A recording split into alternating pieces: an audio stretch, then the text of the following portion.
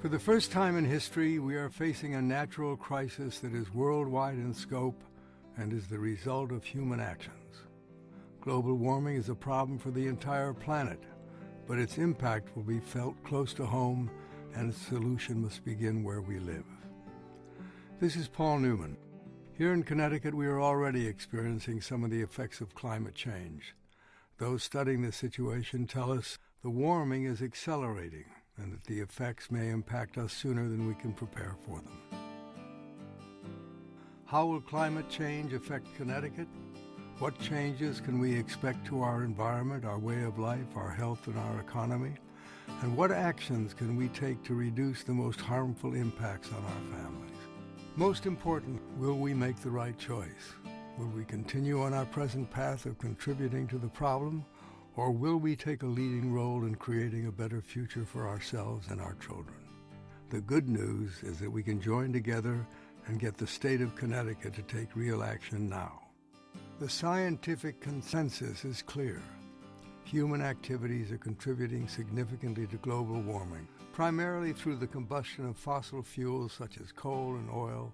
Substantial amounts of carbon dioxide and other greenhouse gases are being released into the atmosphere. I've been studying paleoclimatology for the last 2 decades, actually, and I really began my work drilling ice cores. Ice cores really provide some of the best evidence that shows that the warming we're experiencing today is really unique in the past 1,000 years. Ice cores provide this irrefutable evidence, in fact, that humans are indeed changing the climate system. There's no longer any serious debate among reputable scientists whether humans are having a serious impact on our climate. The only surprise is many of the scientific projections were actually conservative, and it's happening faster than we expected. The sooner we take action to reduce our emissions, the better our chances of averting the most serious impacts of climate change. Global warming will have significant effects around the world. It will cause sea levels to rise, change traditional rainfall patterns, and alter the habitability of many regions. Global warming is the biggest problem that human beings have yet had to face, the biggest problem that's ever faced the whole planet all at once. I wrote the first book about climate change for a general audience, and that was only back in 1989. We understand now that the change that's coming at us, that's already occurring, is on a larger scale and approaching more rapidly than we would have guessed 20 years ago. Although it's called global warming, the effects won't necessarily be the same everywhere in the world. How will it affect us here in Connecticut? What kind of changes are we already experiencing? And what can we expect in the future, particularly if we do not take strong action today?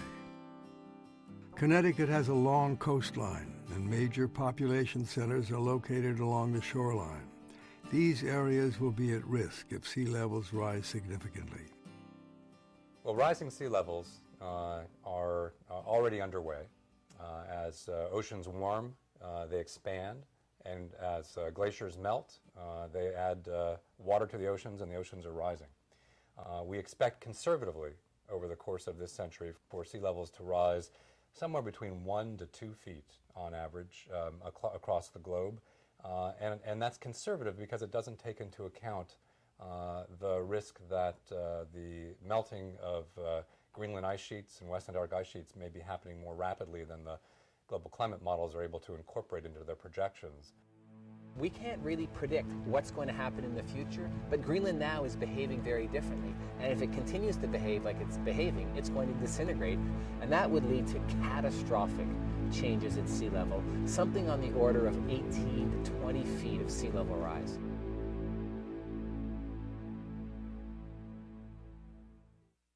And one other major impact is the potential for more intense storms, especially hurricanes, which is a real concern, especially coastal communities in New England when we think about, the big one hasn't really hit us since 1938.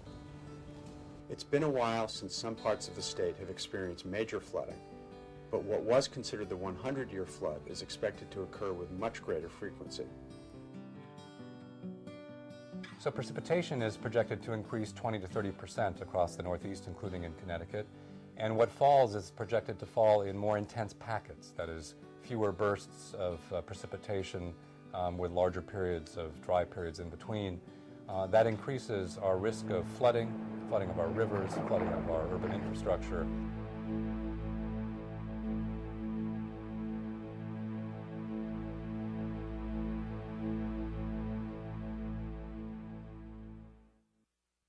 As we see an increase in the severity and frequency of major storms, much of our state's infrastructure will be in harm's way. Many of our cities and major transportation routes are located in areas that are vulnerable to storm surges. I-95, of course, which carries a tremendous amount of traffic, both interstate traffic and traffic that serves the Connecticut economy.